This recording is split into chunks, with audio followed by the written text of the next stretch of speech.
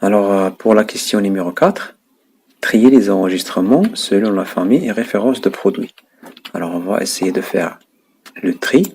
Donc, sélectionner la première ligne. Et en haut, accueil, trier et filtrer.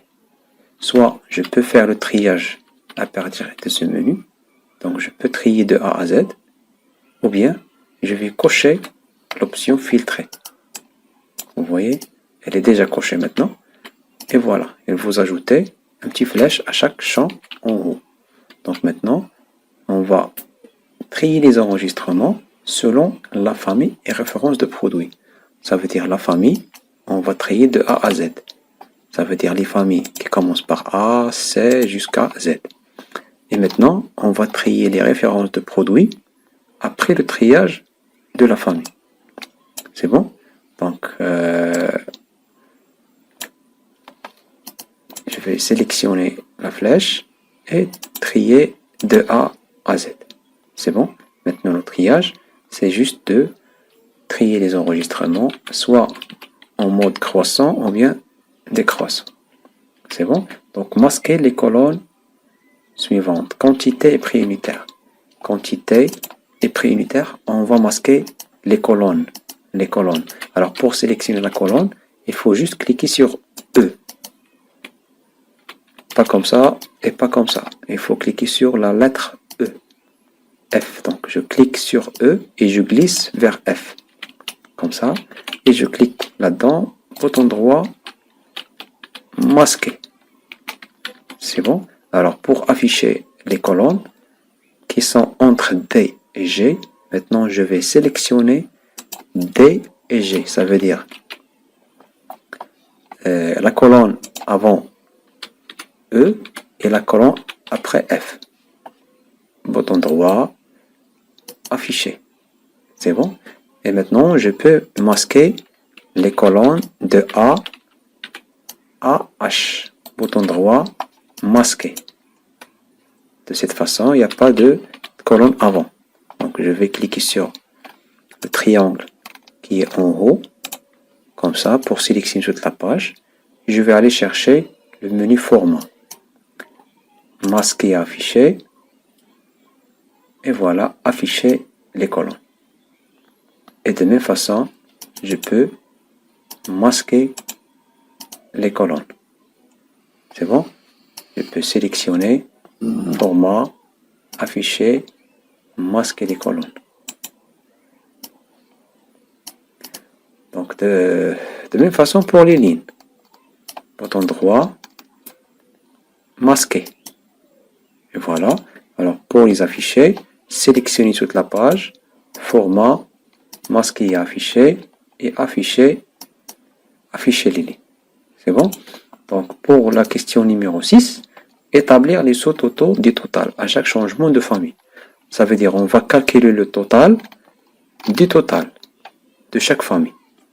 C'est bon? Donc, à chaque changement de famille, donc on a appui, appui, appui, il va trouver que la famille elle est changée ici.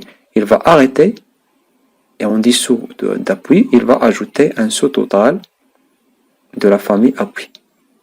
Total des totales.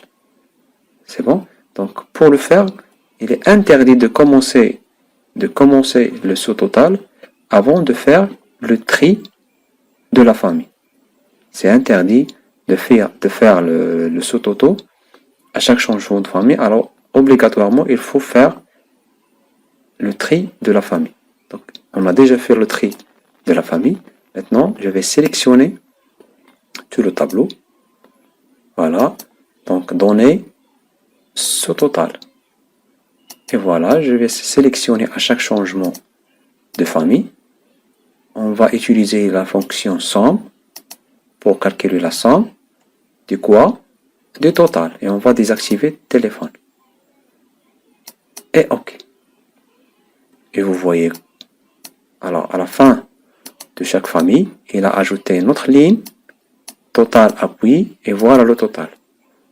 Casier, voilà le total des casiers. Chaperon, voilà le total des chaperons, etc. Donc à chaque changement de famille, ou bien on peut faire la même procédure pour faire à chaque changement de date. Donc pour le faire, Donc, je vais revenir en arrière d'abord. Donc, ce total. Donc, supprimer tout. Et voilà. Donc, à chaque changement de date, on va calculer le total du total. C'est bon? Ça veut dire qu'il faut d'abord commencer par le tri. Il faut trier d'abord les dates. Voilà, maintenant, on a les dates triées. Pourquoi? Je vais revenir en arrière pour voir l'inconvénient de faire les sauts totaux sans triage. Donc, je vais essayer de faire le triage, ou bien les sauts totaux, voilà, sans tri. Alors, à chaque changement de date, la somme des totales. Et OK.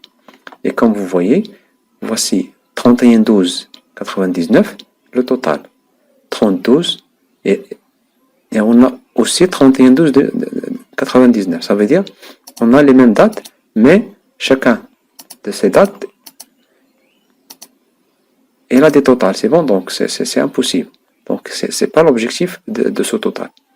Il faut regrouper d'abord les dates qui sont les mêmes, ou bien trier d'abord pour calculer le total des dates qui sont les mêmes. C'est bon? Donc, c'est pour ça, on va revenir en arrière, le tri des dates, et maintenant, je peux faire le saut total. À chaque changement de date, la somme, et je coche total, et OK. Et voilà. Donc, la date, la première date, donc la deuxième date, la troisième et la quatrième. C'est bon?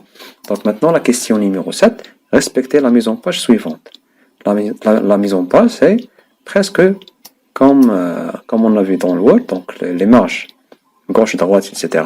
Donc, mise en page, voilà, marge, et je peux faire marge personnalisée, et je vais entrer les valeurs indiquées ici. Donc, modifier les marges, ça veut dire modifier l'espace qui reste vide après l'impression. Soit d'agrandir la marge ou bien de réduire la taille de marge. C'est bon? Et OK. Donc, reproduire l'entête suivante. Donc, je peux insérer l'entête en cliquant sur le mode mise en page. Je clique sur le mode mise en page. Il va vous donner l'espacement pour ajouter des entêtes et des pieds de page. Voilà, comme ça. Vous avez la partie gauche, la partie droite et le milieu.